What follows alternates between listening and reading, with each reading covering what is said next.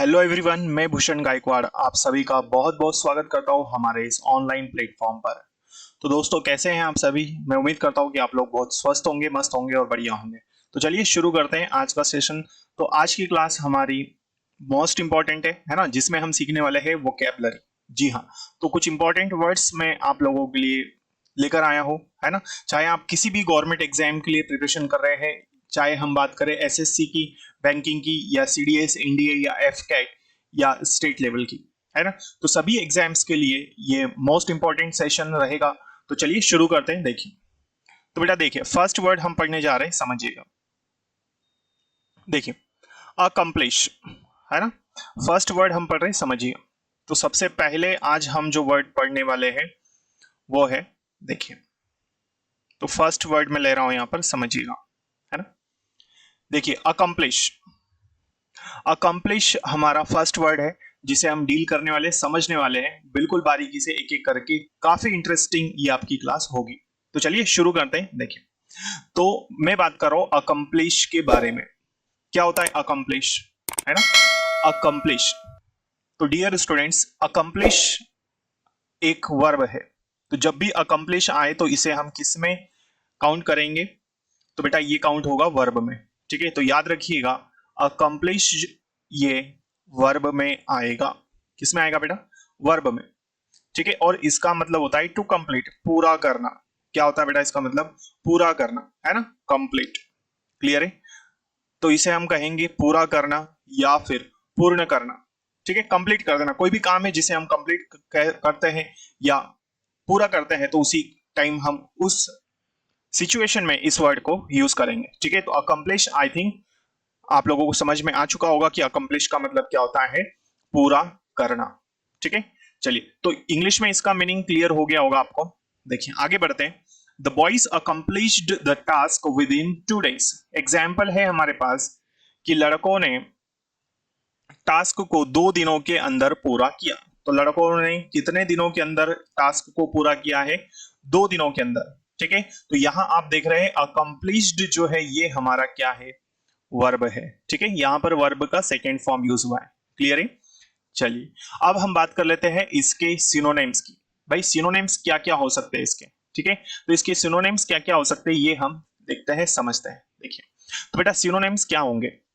Synonyms मतलब similar words. Achieve, achieve का मतलब भी क्या होता है? पूरा करना या प्राप्त करना, पूरा। अटेन मतलब अटेन हो सकता है। ठीक है, अटेन भी यही होता है, पूर्ण करना, है ना। रीच वर्ब है ये। ठीक है, ये भी इसमें आ जाएगा।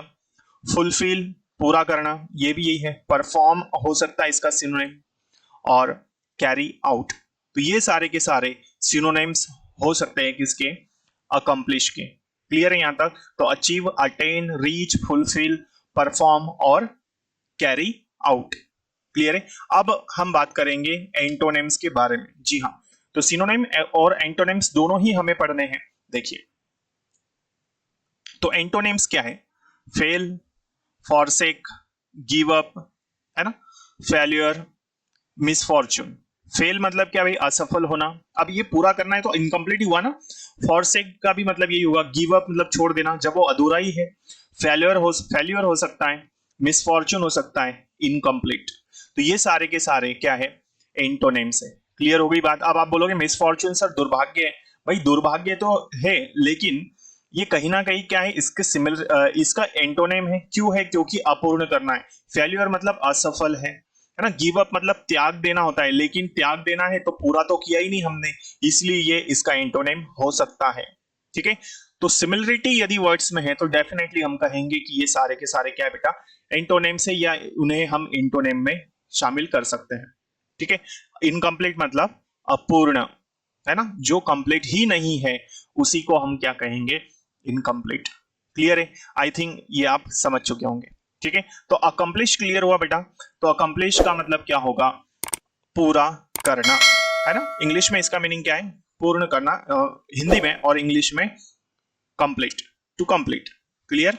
आइए आगे बढ़ते हैं। नेक्स्ट, नेक्स्ट देखिए, अमेजिंग। अमेजिंग क्या होता है भाई? आश्चर्यजनक होता है।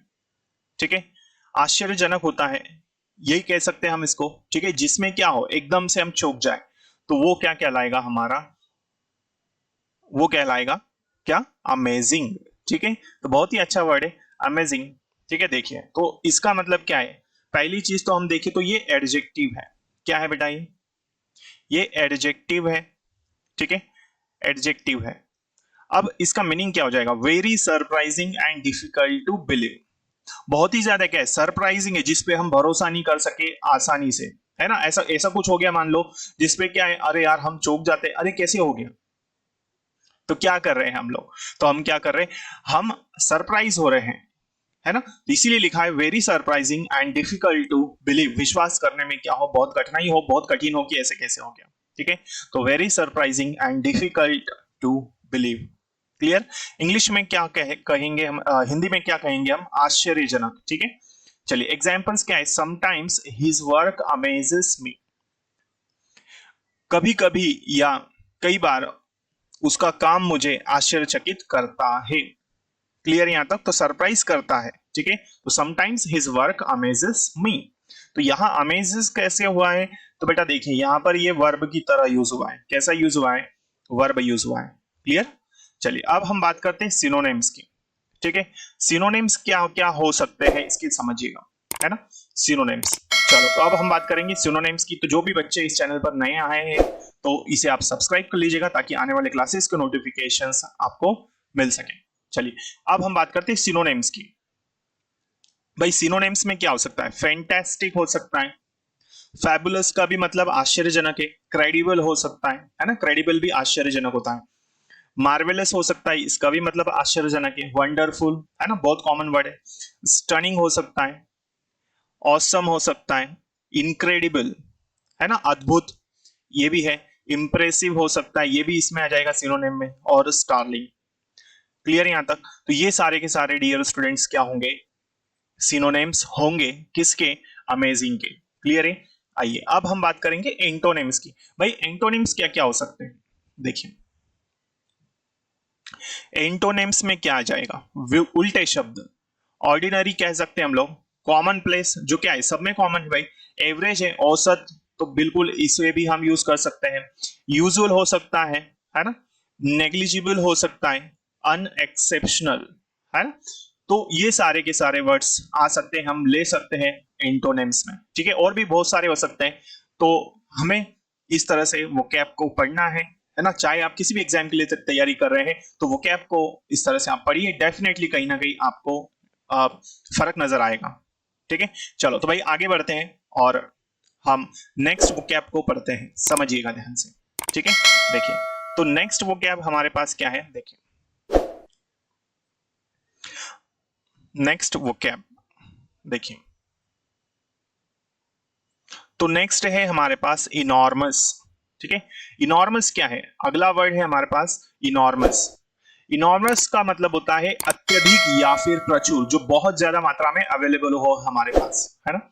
अब ये है क्या आखिर में, देखिए ये है क्या, तो ये है भाई एडजेक्टिव में, किस में आएगा बेटा, ये आ जाएगा एडजेक्टिव। ठीक है, तो क्या है, ये एडजेक्टिव है। तो याद रखिए इनॉर्मस मतलब एडजेक्टिव है। क्या होता है इसका मतलब, तो भाई अत्यधिक होता है, प्रचुर होता है ना। कोई भी चीज आपके पास में क्या है, बहुत ज्यादा मात्रा में हो, अधिक हो, प्रचुर हो, लेकिन कम ना पड़ सके, तो उसी के लिए हम यूज करेंगे इनॉर्मस। क्लियर है, तो एडजेक्टिव है, ध्यान से समझिएगा। क्लियर यहां तक, आई होप ये सारी चीजें आप समझ चुके होंगे। आगे बढ़ते हैं, एग्जाम्पल क्या है इसका, अच्छा इंग्लिश में मीनिंग देख लीजिए, very large in size, quantity और एक्सटेंट। तो क्वांटिटी में बहुत ज्यादा हो, साइज में बहुत मात्रा हो उसकी, है ना, काफी बड़ा साइज है या क्वांटिटी है कुछ वस्तुओं की, तो वहां आप इसे यूज कर सकते हैं। क्लियर है, चलिए अब देखिए एग्जाम्पल समझिएगा। द सब्जेक्ट इज इनॉर्मस, जो विषय है वो कैसा है बेटा, वो इनॉर्मस है। तो सब्जेक्ट कैसा है, सब्जेक्ट इज इनॉर्मस, विषय कैसा है, इनॉर्मस है, प्रचुर है, अत्यधिक है, बहुत ज्यादा है, फैला हुआ है। ठीक है, तो फैला हुआ भी हम कह सकते हैं, विस्तृत कह सकते हैं, बहुत बड़ा हो कह सकते हैं। ठीक है, विशाल काय भी हम कह सकते हैं इसको। क्लियर है, तो हिंदी मीनिंग बहुत सारे हो सकते हैं, उसी तरह इंग्लिश के भी कई सारे मीनिंग हो सकते हैं। क्लियर, आई होप ये वर्ड आप समझ चुके होंगे। अब हम बात करेंगे, एग्जाम्पल हमने पढ़ लिया, सिनोनिम्स की हम बात करेंगे, है ना। तो सिनोनिम्स क्या है भाई? स्टुपेंडस हो सकता है, मैसिव मतलब क्या होता है? बड़ा। मैमथ आपने सुना होगा, विशालकाय।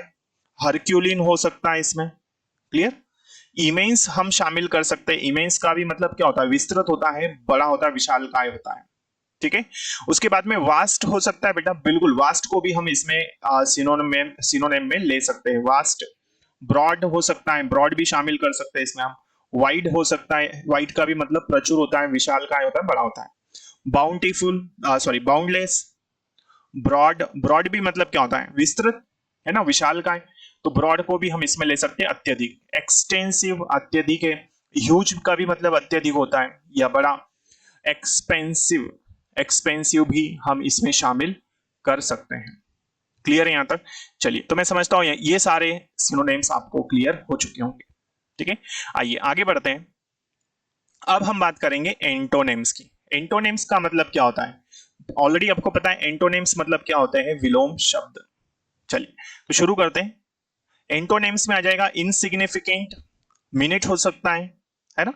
सूक्ष्म, टीनी मतलब भी सूक्ष्म होता है ना, जो लिमिटेड है हमारे पास। मीगर हो सकता है, लिटिल को शामिल कर सकते हैं इसमें। और स्मॉल बहुत ही बेसिक वर्ड है, ट्राइबल भी इसका एंटोनिम हो सकता है। क्लियर है? आई होप ये सारी चीजें आप समझ चुके होंगे।